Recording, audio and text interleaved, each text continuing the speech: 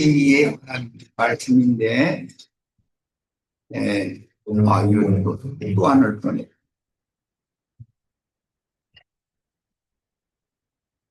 예, 부영경 기도 말씀이 주님 앞에 연락분들로 있습니다. 오늘 19페이지 바로 이어가도록 합니다. 바벨론 제2차 포로와 그 시기부터 말씀을 나누는데, 여호야김의 아들인 여호야긴, 여고냐라고도 그러고 고니야라고도 하는 사람인데, 예, 이 사람이 느부갓네살의 큰년이고 이 왕의 나이가 8살이었으니까 느부갓네살의 즉위년과 같은 해에 이 요호야긴이 왕위에 즉위했었다는 걸 알 수가 있어요. 자, 역대하 36장 5절로 10절입니다. 여호야김이 왕위에 오를 때 나이가 8세라 예루살렘에서 석 달 열흘 동안 다스리며 여호와 보시기에 악을 행하였더라. 이 어린 것이 무슨 악을 행하고 말 어렵겠어요. 그 보살피는 협정하는 사람들이 그렇게 잘못 인도를 했다 그런 말이겠죠. 그 해에 느부갓네살 왕이 사람을 보내어 여호야긴을 바벨론으로 잡아가고, 이게 2차 포로시기라는 거 말씀드렸었죠. 이때 선지자는 누가 달려갔다고 했었죠? 에스겔. 그때 당시 예레미야 선지자도 함께 사로잡혀 가다가 중간에 풀려났었어요. 그것은 조금 이따 그럼 그것도 읽어야 되겠다. 아무래도 이 역사적인 사실을 정확하게 알아야 그 영적 의미를 설명할 수가 있으니까. 선지자 예레미야와 에스겔 선지자가 이때 포로로 끌려갔는데, 에스겔 선지자는 바벨론까지 끌려갔고 예레미야 선지자는 중간에 느부사라단이라고 하는 군대 장관이 풀어줬죠. 그리고 당신이 좋아하는 곳으로, 좋은 곳으로 가라 그랬던 그달리아라고 하는 남은 자들을 위하여 세운 총독에게로 갔다고 이렇게 돼 있어요. 여호와의 전에 귀한 그릇들도 함께 가져가고 그의 숙부 시드기야를 세워 유다와 예루살렘 왕으로 삼았더라. 시드기야 왕이 유다의 마지막 왕이죠. 왕국의 왕이에요. 자, 여호야김의 아들 여호야긴은 8세의 어린 나이였던 주전 597년에 즉위하여 석 달 열흘을 통치하고 바벨론의 포로로 끌려가서 37년간 국살이를 했죠. 어제 그 말씀 같이 나눴어요. 그런데 이 사람이 37년 후에 추록을 해서 해방을 받아서 이 여호야긴이라는 사람의 후계가 예수님의 족보로 이어진 걸 어제 마태복음 1장 11절에서 12절 읽었었어요. 어제 나눈 말씀도 마음에 잘 새겨 두시고 말씀 나가야 됩니다. 자연인으로 평안 일정을 마쳤고 예수의 조상이 되었습니다. 바벨론 역대기에 따르면 티시리월로 시작되는 달력을 기준으로 할 때 여고냐 여호야긴이 왕이 된 것은 주전 597년 9월이며 3개월 10일이 지나서 왕위에서 쫓겨난 것은 주전 597년 아달월 2일입니다. 이런 역사적인 사실도 잘 암기하고 계셔야 돼요. 왜냐하면 기독교계의 많은 그 조직이랑 연구자들은, 목회자들은 이런 걸 가지고 막 파고들거든요. 그러고 넌 이런 거 모르지 않냐 이런단 말이야. 그런데 말려들으면 안 되죠. 이것을 아는 것이 우리가 지금 추구하는 목적은 아니에요. 그러나 그들이 그런 걸 모르면 무시하니까 우리가 이런 걸 알아야 된다는 걸 내가 강조하는 거예요. 여기에는 많은 영적인 의미가 있어서 우리는 육신의 일을 지금 추구하려고 모인 것이 아니라 영의 일을 깨닫고 영의 일을 추구하러 모인 거예요. 이런 역사적인 육신의 일을 이것을 목적으로 모인 건 아니에요. 그러나 이런 근거를 알아야 된다는 거예요. 자, 바벨론이 예루살렘을 포위한 후 얼마 동안의 시간이 경과한 다음에 느부갓네살 왕이 예루살렘 성에 이르러 주전 597년 아달월 2일에 마침내 예루살렘 성을 점령을 했고, 이때 왕에서 폐위된 여고냐 여호야긴은 주전 597년 니산월 10일에 바벨론으로 끌려가게 됩니다. 남유다 통치의 연도는 티시리월 기준이므로 해가 바뀌지 않았다. 어제 내가 이거에 대해서 잠깐 설명했죠. 히브리인들은 태음력을 사용하죠. 바벨론의 달력은 태양력을 사용하니까 태양력이 한 달 정도 앞서가잖아요. 그러니까는 히브리력으로는 수달일 때 바벨론력으로는 정월달일 수가 얼마든지 있는 거죠. 심지어 2월 초일 수도 있어요. 여기에서 우리 형제님 빨리 좀 오자고 그러는데 이게 꼭 필요해서 이건 잘 읽어야 될 것 같아요. 예레미야 40장을 본인의 성경으로 찾아 읽겠습니다. 이 배경을 이해를 정확하게 하고 나서 말씀을 증거를 해야 되기 때문에 그래요. 역사적인 사실을 모르면 지금 뭔 얘기를 하는지를 이해하기가 어렵거든요. 예레미야 40장 1절부터 읽어나갑니다.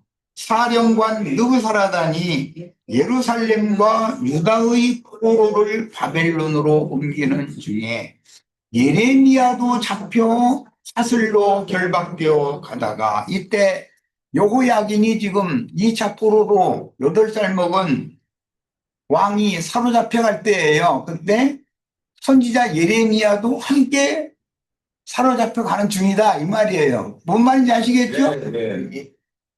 가다가 라마에서 풀려난 후에 말씀이 여호와께로부터 예레미야에게 임하니라. 사령관이 예레미야를 불러다가 이르되 내 하나님 여호와께서 이곳에 이 재난을 선포하시더니 여호와께서 그가 말씀하신 대로 하셨으니 이는 너희가 여호와께 범죄하고 그의 목소리. 그럼 누구요? 해라. 해라고 왔으면 아이고 번 이러라고 수고했어요. 어서 자리에 앉아.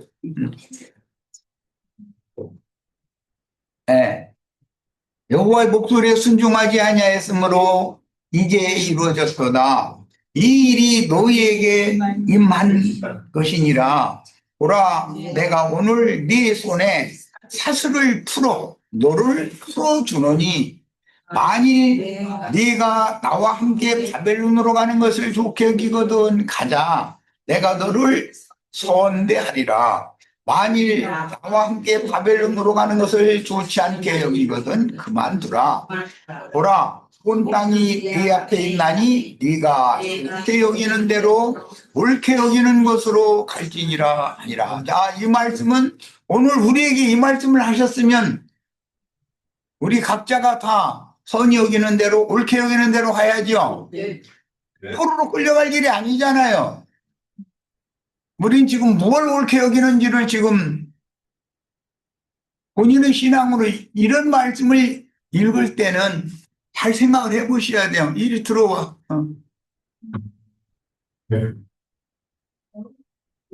예레미야가 아직 돌이키기 전에 그가 다시 이르되 너는 바벨론의 왕이 유다 성읍들을 맞도록 세운 사반의 손자 아이감의 아들 그다리아에게로 돌아가서, 그다리아가 그때 당시 남은 자들의 총독이었어요. 빈천한 자들만 남겨뒀다고 했었어요. 그와 함께 백성 가운데 살거나 네가 옳게 여기는 곳으로 가거나 할지니라. 그 사령관이 그에게 양식과 선물을 주어 보내매 예레미야가 미스바로 가서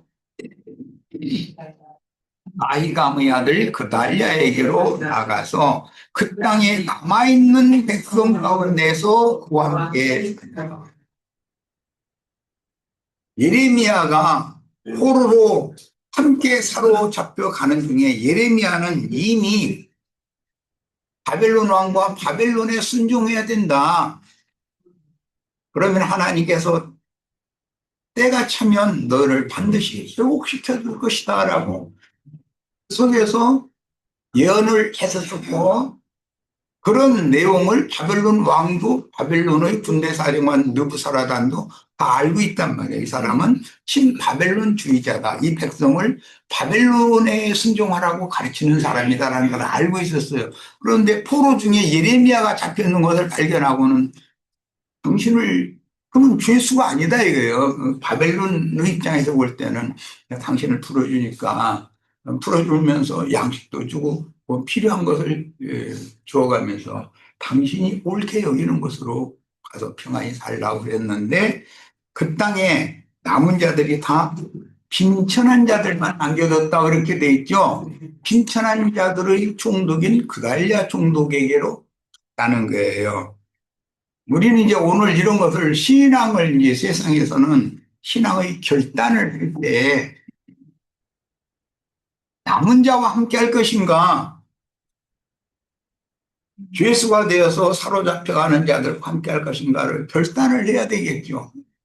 나에게 오늘 하신 말씀이잖아요. 네. 그 이상은 뭐 내가 얘기하면 그러니까 위에 이제 열왕기하 25장에 동일한 말씀이 나오는데 역사적인 사실로 오늘 우리 형제 자매님들은 우리는 죄인이 아니죠. 용서받은 사람들이잖아요. 예수님을 통해서. 그럼 죄수로 끌려다니면 안 되죠. 잘못 잡았다. 사로잡았는데 잘못 사로잡았어. 풀어준단 말이에요, 중간에. 이런 사람도 있었다. 성경에는 난리통이라고 그러죠. 그 난리통에, 예, 옥에 갇히지 않고 바빌론까지 포로로 끌려가지 않은 선지자가 대표적으로 예레미야 선지자였다. 예레미야 선지자와 같은 그런 대우를 우리에게도 다 해주시길 바랍니다. 자, 이제 3번으로 갑니다. 포로 대상과 당시의 상황. 바벨론은 여호와 전의 모든 보물과 왕궁 보물을 수건했으며 또 이스라엘 왕 솔로몬이 만든 것 곧 여호와 전의 금기명을 다 회파하였습니다. 회파였다라는 말은 그냥 다 무너뜨렸다라는 말이다 아니라 성전의 기둥이나 이런 데를 금으로 다 입혔었죠. 예, 성전 기둥에 입힌 금을 다 뜯어냈다 이거예요. 금을 바벨론으로 옮겨갔다. 그러면 성전의 금이라는 게 하나님의 신성을 말하는 거예요. 하나님의 신성은 어디에 있어요? 성전 안에 있죠. 금은 신전 중에서도 지성소의 모든 기물들은 전부 금으로 되어 있는 거예요. 이것은 신약 성경에서는 예수 그리스도 안에는 하나님의 신성의 모든 것이 충만히 거한다 이렇게 되어 있죠. 하나님의 신성은 어디에 있어요? 성전의 지성소에 있어요. 그런데 그 성전의 지성소는 예수님의 영을 말한다. 예수님의 영 안에는 하나님의 신성이 충만하다 이런 말이에요. 지금 내가 설명하는 말이 제일 중요해요. 역사적인 사건도 알아야 되지만, 그래서 예수님의 영과 나의 영이 믿음으로 연합되면 주와 합하여 한 영이 되면 나의 심령 안에도 금 성분이 신성이 충만해야 되겠죠. 지금 하는 이야기를 우리는 죄인이 아니기 때문에 끌려다니면 안 된다 이거예요. 오락줄에 묶여서 끌려가는 건 죄인이나 끌려가는 거잖아요. 묶어서. 그런데 예레미야는 그냥 많은 사람을 바빌론 군사들이 막 잡고 들이니까 왔는데 바벨론 군대 사령관이 딱 보니까 예레미야거든. 예레미야는 친바벨론주의자지 애굽으로 가야 된다고 하는 사람이 아니잖아요. 애굽 왕과 결탁하게 하는 사람이 아니잖아요. 그러니까 알아보고는 그 라마까지 그냥 끌려 갔다가 거기서 우연히 느부사라단의 눈에 띈 거예요. 예레미야 선지자가. 아니 네가 왜 이 포로 중에 있느냐. 내가 그거를 돌려보냈다. 우리 형제 자매님들 바위와 같은 하늘의 신령한 축복이 임하기를 바랍니다. 네. 우리는 이미 예수의 신분이 아니에요. 어디 묶여서 끌려다니면 안 되죠. 묶여 끌려다닌다는 것은 돈에 우선 뭐 여러 가지 상황이 있겠죠. 뭔가에 육신의 생각이 결박당해가지고서 끌려다닐 수 있잖아요. 그것은 구속받은 성도가 아니다 그 말이에요. 확실하게 인이 쳐진 확실한 사람이면 사탄의 사자도 다 알아보러 예레미야를 다 알아봤잖아요. 다 그렇게 되시기를 바라요.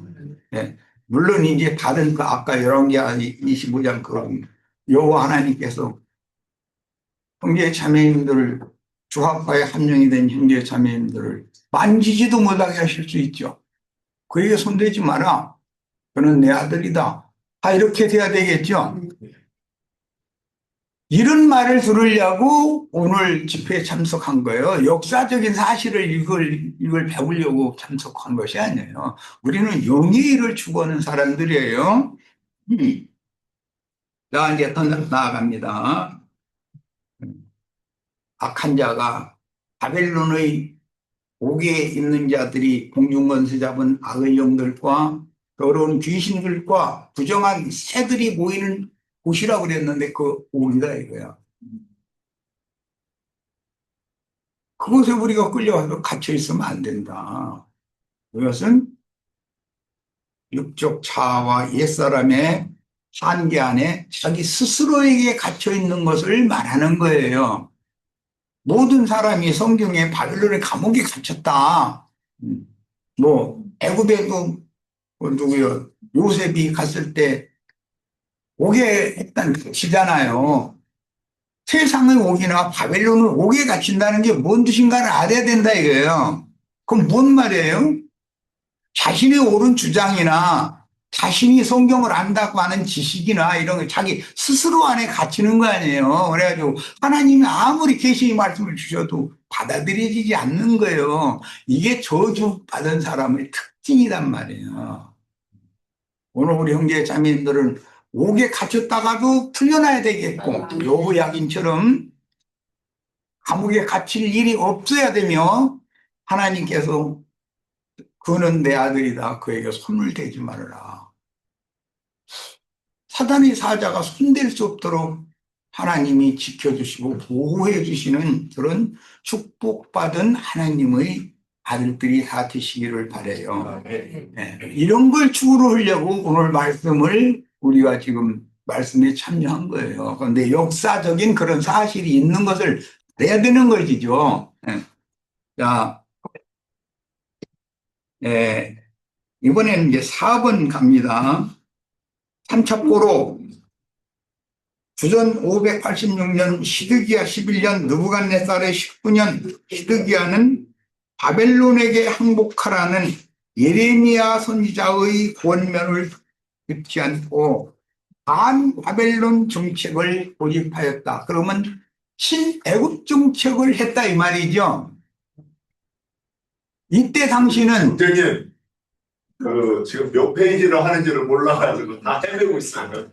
자료가 없어요 저희한테. 필요하고 달라요. 그러면 그냥 들으세요. 예, 어쩔 수 없는. 나중에 이게 추가한 건 것 같다. 그냥 잘 유심히 들으세요. 그때 당시는 예를 들겠습니다. 국회가 우리나라를 불법적으로 남침을 했어요. 그러면 신공산주의 사람들이 남로당 사람들이 우리나라에 숨어 있었었죠. 신공산주의를 지향하는 사람들이 들고 일어나서 세력을 잡는다는 말이에요. 그러면 그때 기준으로하고 소위 남조선에서 무슨 좋은 직장이라도 다니고 권세를 가지고 있던 사람들은 다 고발당해가지고 수색당해가지고 잡혀가잖아요. 그럼 대부분 다 죽여버렸죠. 이제 그 북괴 반mit은. 그런데 식미주의자들이면 다 죽어요. 북괴가 우리나라를 이렇게 점령을 하면. 그런데 미국이 또 치고 올라가. 그러면 신공산주의자들은 또 이잡듯이 다 잡아내가지고 다 죽이죠. 6.25 때 치고 내려왔다 치고 올라갔다를 반복했기 때문에 전사자나 전상자가 많은 게 아니라 민간인의 피해가 훨씬 많았어요. 왜? 너는 빨갱이냐? 너는 그러면 친미주의자냐? 이걸 가지고 서로 이렇게 고발하고 이렇게 해서 다 죽였단 말이에요. 같은 동족인데도. 사단 사건, 보도였네. 예. 이런 것들이 다 뭐냐. 그때 당시의 정황이 그렇다 이거야.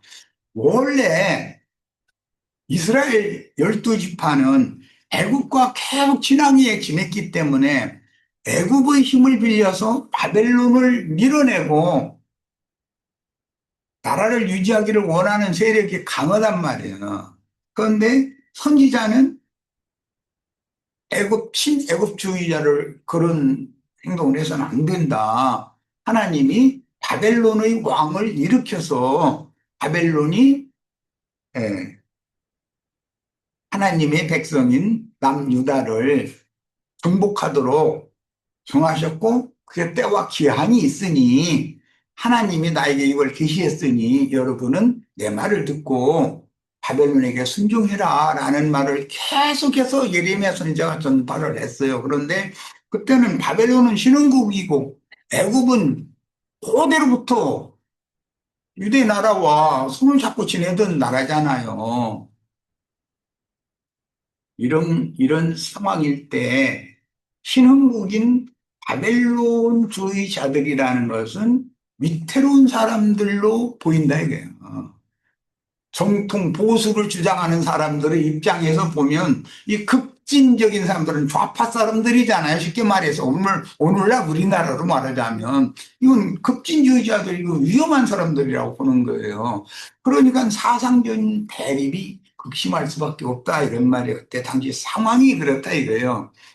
이런 것을 역사적인 사실을 알아야 정통 보수를 주장하는 기독교계의 그쪽의 편을 들고 그쪽과 손을 잡을 거냐. 급진주의자의 머리가 예수님이잖아요. 이단 괴수가. 예수님의 영과 예수님의 정신에 연합이 될 거냐. 어느 편에 들을 거냐 이거야. 우리는 정통 보수를 지향하고 있는 기독교 계편이 아니단 말이에요. 지금 애굽편이 아니다. 이게 기독교계는 세상 교계니까 세상과 착하는 사람들이 예수님과 착하는 사람들이 아니거든. 이런 것을 명확하게 해야 되겠다. 이것이 확실해져야 예레미야처럼 또는 포로로 사로잡혀갔던 여고냐처럼 옥에 갇혔을지라도 해방받을 수 있고 잡혀갈 필요도 없다 이거요. 그리고 주님의 말씀에 그는 내 아들이니 마귀 사자보고 손대지 말아라. 이렇게 지키심을 받고 보호를 받는 남은 자가 돼야 된다 이런 말이에요. 포로 죄인으로 끌려간 자가 되지 말고 남은 자가 되어야 된다. 남은 자만 구원을 받는다고 그랬죠. 네. 이스라엘의 수가 비록 바다에 모래와 같을지라도 남은 자만 구원을 받는다 그랬어요. 사실은 이게 오늘 말씀의 아주 가장 큰 핵심이에요. 형제 자매님들의 심령과 마음, 정신을 세상신 마귀가 돈신이 무슨 다른 어떤 출세신이 많은 잡신들이 많잖아요. 이 세상에는. 그런 잡귀신들이 더러운 귀신의 영들이 형제 자매님들의 심령과 마음을 함부로 손댈 수 없도록 주의 성령께서 오늘 이런 말씀을 통해서 지켜주시고 보존해 주시기를 바랍니다. 네.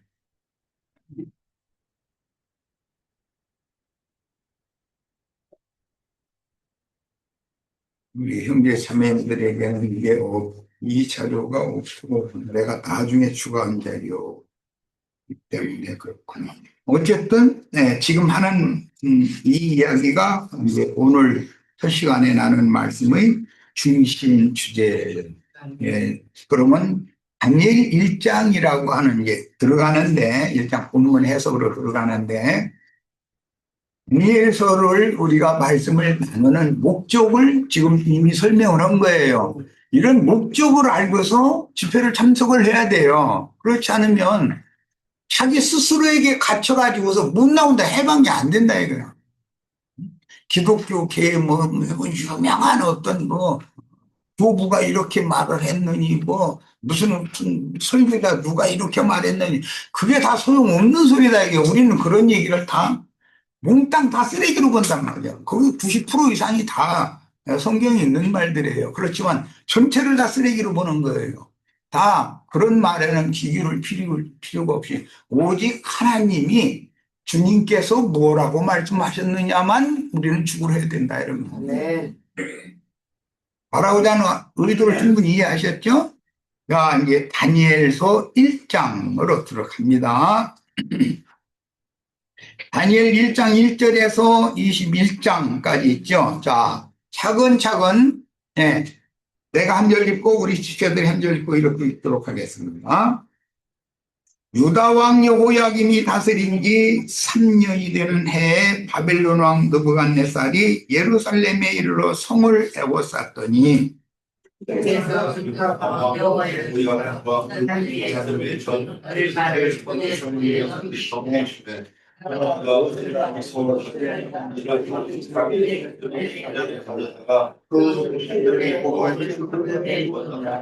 왕이 훈관장 아스브나스에게 말하여요. 이스라엘 자손 중에서 왕족과 귀족 몇 사람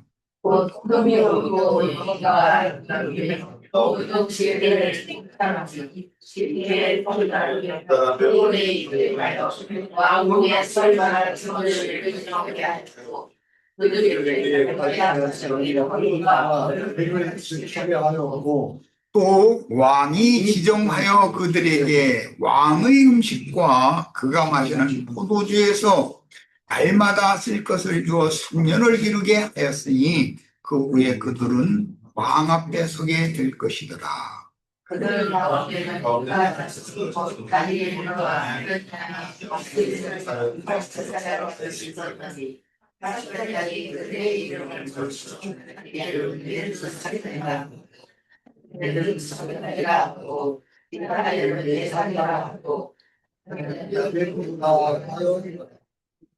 다니엘은 뜻을 정하여 왕의 음식과 그가 마시는 포도주로 자기를 더럽히지 아니하리라 하고 자기를 더럽히지 아니하도록 환관장에게 구하니 하나님이 다니엘로 하여금 환관장에게 은혜와 긍휼을 얻게 하시니라. 환관장이 다니엘에게 내가 내 주가 하나님을 그가 너희의 것과 너희 마실 것을 수령하셨거늘 너희는 그의 있었으므로 하나님이 너희의 소명들과 모든 것을 그가 오게 하시리라. 그렇게 되면 너희 때문에 내 머리가 왕 앞에서 위태롭게 되리라 하니라. 환관장이 다니엘과 하나냐와 미사엘과 아사랴를 감독하게 한 자에게 다니엘이 말하되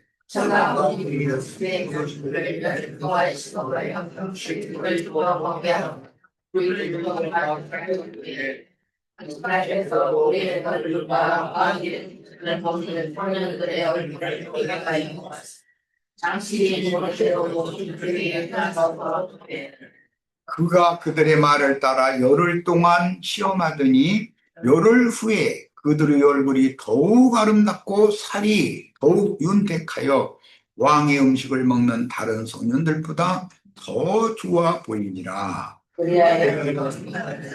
그들에게 시험된 음식과 마실 포도주를 취하고 채식을 주니라. 하나님이 주시고 모든 서력을 깨닫게 하시고 지혜를 주셨으니 한때는 또 깨달아 왕이 말한 대로 그들을 둘러들일 기한이 찼으므로 환관장이 그들을 느부갓네살 앞으로 데리고 가니 왕이 그들과 말하여 보매 무리 중에 다니엘과 하나니아와 미사엘과 아사랴와 같은 자가 없으므로 그들을 왕 앞에 서게 하고 왕이 그들에게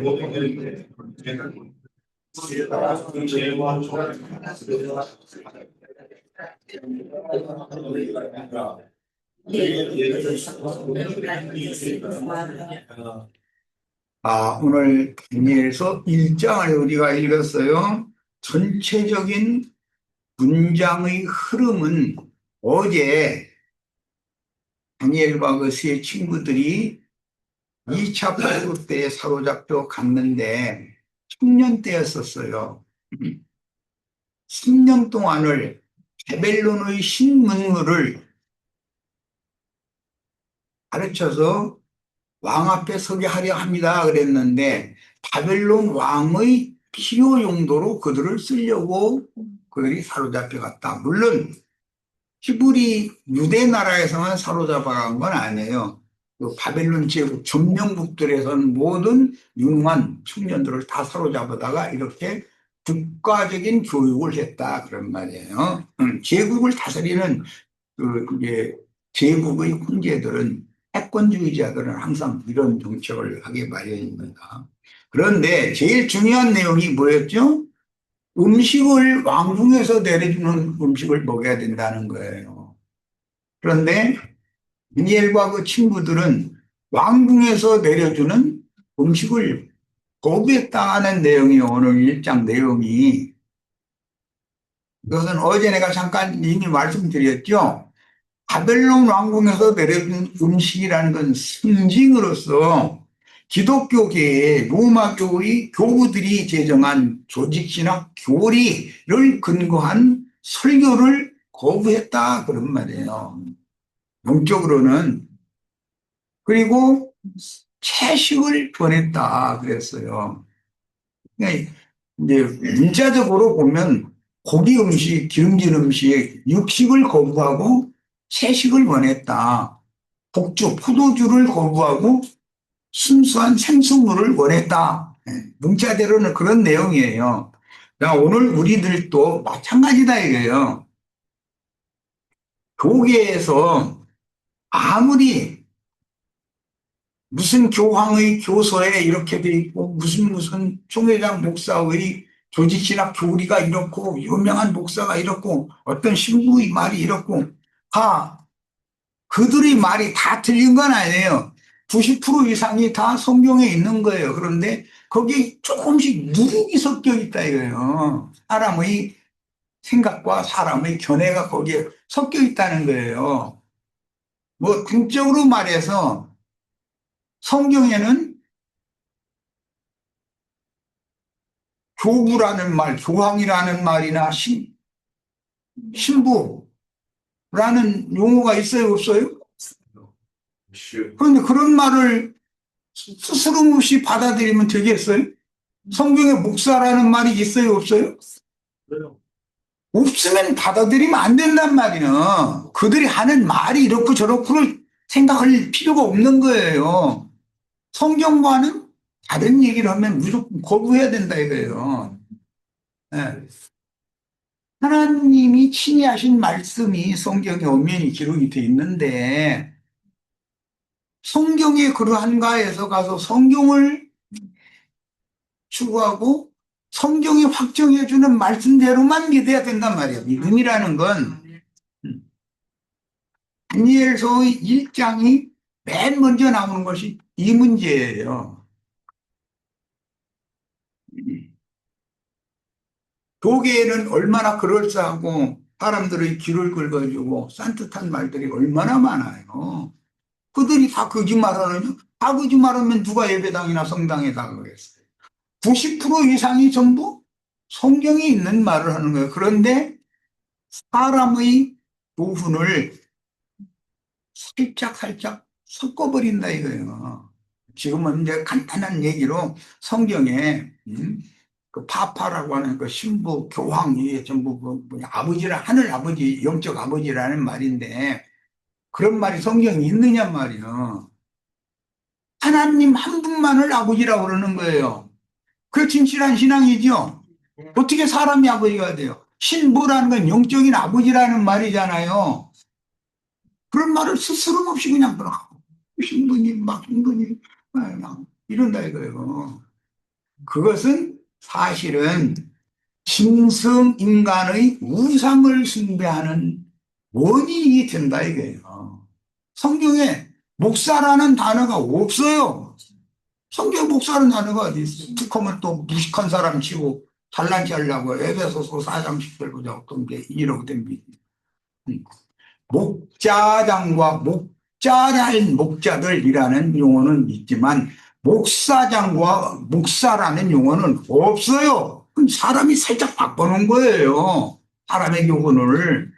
이런 것을 무조건으로 여과 없이 받아들이고 그렇게 부르고 그 사람 앞에 가서 부신거리고 그러면 예수 그리스도 한 분 유일하신 참 하나님 그의 보내신 자 구원자인 예수 그리스도 그분을 경배해야 되는데 다른 신들을 모든 신들을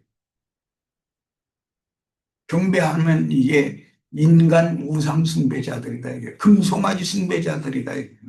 그들을 왜 그렇게 숭배하고 뻑해요? 그들을 하나님의 좀 소라고 믿으니까 하나님의 일꾼들이라고 믿으니까 그러는 거다. 그렇게 인간 방법으로 속이고 그들이 아무리 하나님의 종인 것처럼 행세하고 그런 일을 실제 하는 것 같이 보여도 그 용어 자체를 여과 없이 사용하면 안 된다 이거예요. 어떤 말이라는 것은 그 사람의 영과 정신을 조성하는 거예요. 거부할 건 딱 거부해야 돼요. 자, 오늘 첫 시간은 여기까지 해서 마치고 잠시 쉬었다 이거죠.